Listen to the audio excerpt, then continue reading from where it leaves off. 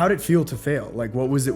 Just like, give us your story kind of. So when I first failed my exam, I wasn't devastated and I wasn't surprised because I didn't put in the work that I was supposed to put in. But at that point, I was just like, I don't know what work I need to put in. All I ever get told is to read this book or to buy this program, but no one really gives you the structure. No one really breaks it down. So that's why I failed. And when I failed, I said to myself, okay, cool, let's go for a second round. And then the second round, I had a little bit more structure, but the lack of accountability that I had was still there.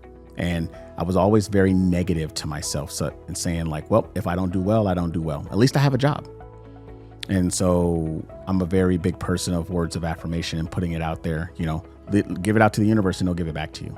And then when I took my second exam, I failed again at the maximum amount of questions. And that was the worst I've ever felt in my entire adult life, taking a very large exam, but I still didn't know why I failed. So I went back to the drawing board and I was like, okay, I think I know. So I'm going to go ahead and I'm going to tackle this. And then when I tried to tackle it again, I failed again. So I failed 3 times. And at that point I was like, am I a failure? Like, why am I here? Am I worthy of this profession? Like a very prestige profession that has been at the top of the list for the past almost 25 years, like the number one profession. Like, am I worthy enough to take care of somebody? And then as soon as I said that to myself, it was like the clouds opened up and laid a mentor right in front of me and told me, get it the fuck together.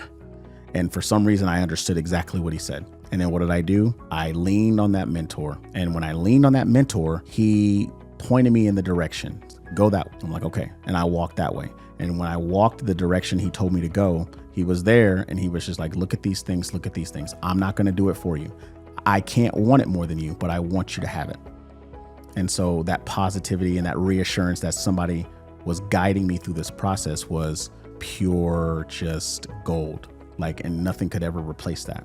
And so when I took my exam the 4th time, I went in there fully prepared. I had anyone and everything that wasn't going to push me in that direction. I created a time schedule for myself.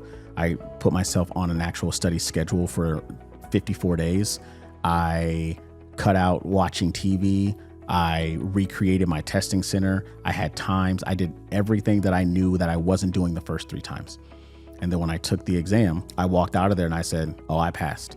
And then I got my results. And sure enough, June 5th of 2020, the day that the boot nurse became a thing, was the day that I got my license.